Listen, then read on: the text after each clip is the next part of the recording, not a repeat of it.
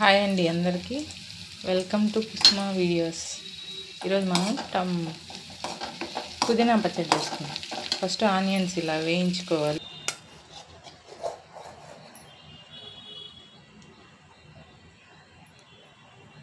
Onions మిక్సీలో వేసుకుందాం.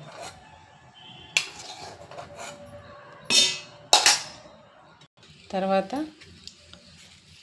పచ్చిమిర్చి, ఆవాలు కొద్దిగా, జీలకర్ర, ఎండుమిరపకాయలు కొంచెం, పచ్చిమిరపకాయలు కొంచెం వేసి వేయించుకోవాలి.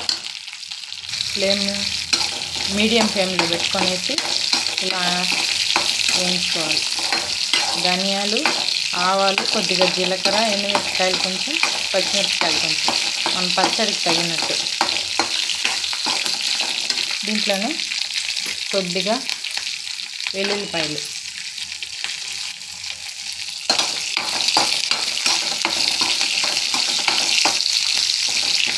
పచ్చిమిరపకాయలు కొంచెం ఘాట్లు పెట్టి వేసుకోవాలి, లేదంటే చిక్కుతాయి అన్నమాట. ఆయిల్లో వేసాలి. ఓకేనండి. దీన్ని మిక్సీలోకి తీసుకున్నాం. మిక్సీలోకి వేసుకున్నాం అండి.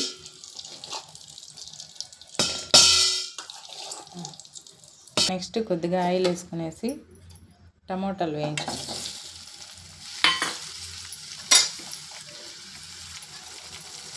టమాటాలు బాగా మగ్గాలండి.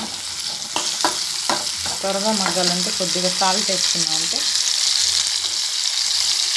త్వరగా టమాటాలు మగ్గిపోతాయి. రాళ్ళకి వేసుకున్నాను.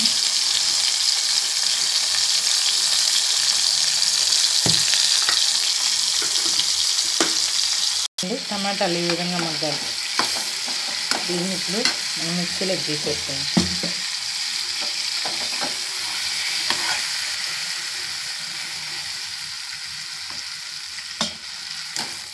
ఫైనల్గా పుదీనా, కొద్దిగా కొత్తిమీర, కొద్దిగా కరివేపాకు తీసుకున్నానండి. నేను ఇదంతా కడిగి ముందుగానే నీళ్ళు ఉడిగేలాగా పెట్టుకున్నాను. ఇదన్నీ బాగా వాడ్చుకోవాలి, బాగా మగ్గించుకోవాలండి. చూడండి అప్పుడు ఎంత ఉందో, ఇప్పుడు ఎంత కొద్దిగా అయిపోయిందో. ఇలా నీట్గా ఆయిల్లో మగ్గించుకోవాలి. అన్నీ ఆయిల్లోనే వేయించుకోవాలండి. అప్పుడే పచ్చడి టేస్ట్ బాగుంటుంది. బాగా మగ్గిన తర్వాత చల్లారబెట్టి తర్వాత మిక్సీ వేసుకోవాలి. ఫస్ట్ ఈ టమోటాలు, ఈ పచ్చిమిరపకాయలు అవన్నీ మిక్సీ కొట్టుకోవాలి. ఆ తర్వాత ఈ లీవ్స్ అంతా వేసి పచ్చడి చేసుకోవాలి. టేస్ట్ మాత్రం చాలా బాగుంటుందండి. అందరూ ఒకసారి ట్రై చేయండి. అయిపోయిందండి, ఇది మగ్గిపోయిందండి కాబట్టి మిక్సీ వేసుకున్నాం. ఇలా మిక్సీ చేసుకోవాలండి. ఆ తర్వాత మనం బౌల్లోకి తీసుకున్నాం.